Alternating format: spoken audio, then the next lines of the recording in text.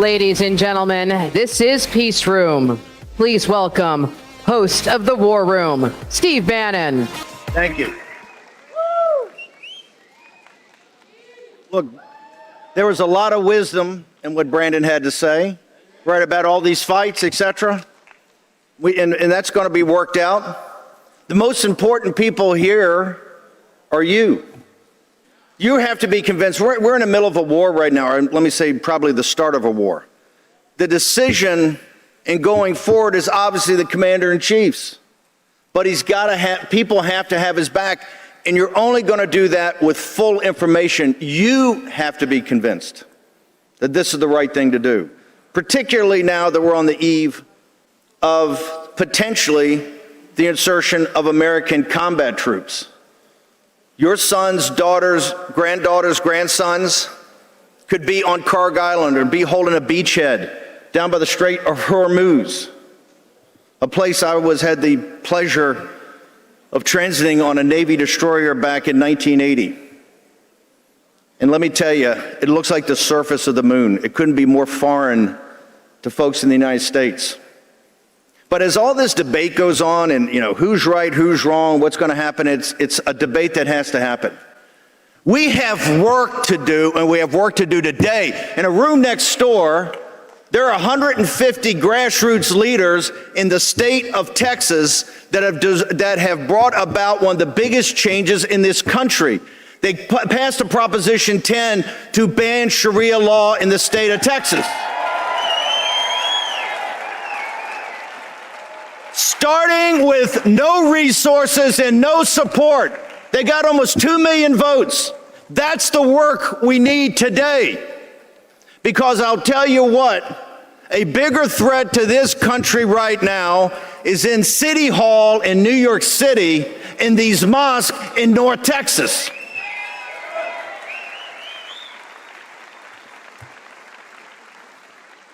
The Dallas Morning News, normally I'll bring up as a heuristic device the Financial Times or the Wall Street Journal, but here this is the Dallas Morning News. Paxton Cornyn divided on CPAC, right? Cornyn's not coming. You know why? He didn't think you were important enough to talk to.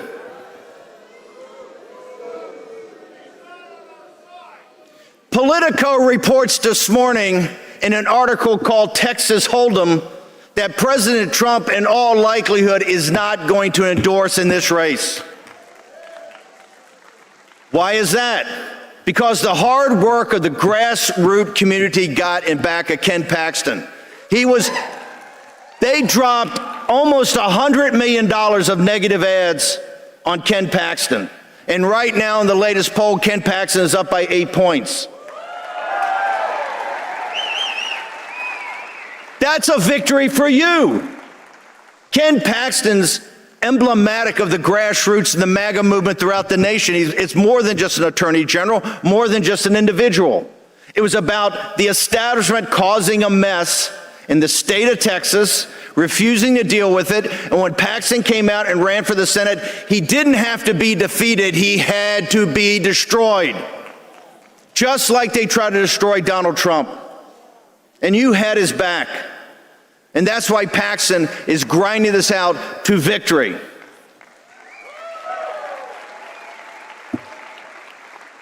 I also believe there needs to be a major investigation of the Cornyn political operation, how they raised this money, who put the money in, and how the money was spent to destroy Ken Paxton. It's not acceptable.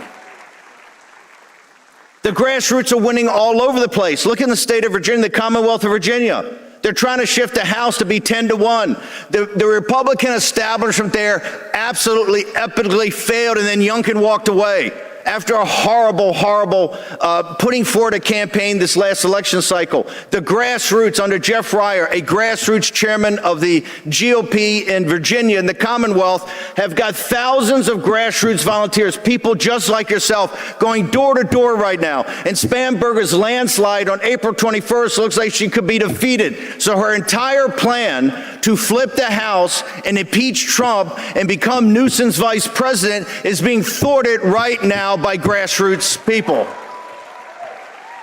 In a courtroom in Georgia right now, They've got the toughest, most expensive lawyers from the left. Norm Eisen and Abby Lowell in a 5-hour evidentiary hearing. What? To get the evidence back, to get the ballots back. Why? The 2020 election was stolen from Donald Trump, and they know it. You think they have them down there and just like in this room, grassroots people fought for 6 years. They threatened them with prison. They threatened them with bankruptcy. They threatened them to lose their jobs, lose their families, all of it. And those heroes stood in the breach. And now we have the evidence. We have the evidence that the Republican establishment did not want you to see, that the 2020 election was stolen from Trump.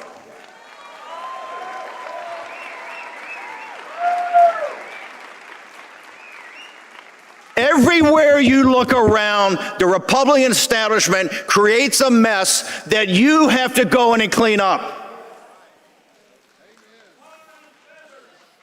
Amen, brother. Too good for him.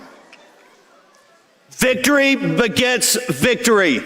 The victory of Paxton will drive us forward. A victory in Virginia will drive us forward. A victory in Georgia will drive us forward to ultimate victory. Don't listen. I don't want to hear talk about the midterm. I don't want to hear talk about 2028. There are decades in which nothing happens, and there are weeks in which decades happen. We're in those weeks, one after the other, after the other, after the other. You put your shoulder to the wheel, and we are going to win.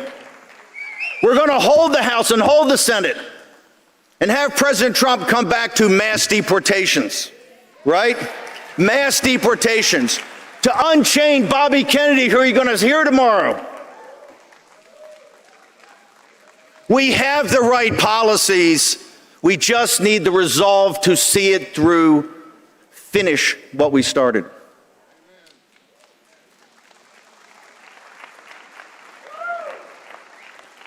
Over a year ago, when Matt and Mercy decided that D.C. wasn't the right place for CPAC, they picked Texas. How providential was that? Given what happened on Proposition 10, given this long shot bet of Ken Paxton right here, right now. And you know why? The state of Texas is the jewel in the crown of the union. Where Texas goes, so goes the nation, and where the nation goes, so goes the world. Now, there have been people here that I highly respect, guys like Josh Hammer. Have him on the show a lot, love his book, a good man and a smart man. But came up yesterday and attacking MTG and Matt Gaetz and Megyn Kelly and Tucker. What's important is not Candace and Tucker and Megyn Kelly or Mark Levin and Ben Shapiro. What is important is you. You need to come to your own conclusion, to weigh and measure the evidence, to think about the direction of this republic, to think what America First actually stands for, to think through who are our real allies and who are out for themselves. And most importantly, you need to think about a country that puts American citizens first, that American citizens have priority over everything. People are sitting there going, oh, this person didn't come, this person didn't come. Yes, there are many great people that couldn't make it. Either they didn't want to come or they're tied up running wars and looking after the country. It doesn't matter. You came. This is the power of this movement. The only way we're going to win in November is to go back what got us through in 24, what got us through in 20, what got us through in 16. Grassroots effort, going door to door to get low propensity, lower information voters, Trump supporters to the polls.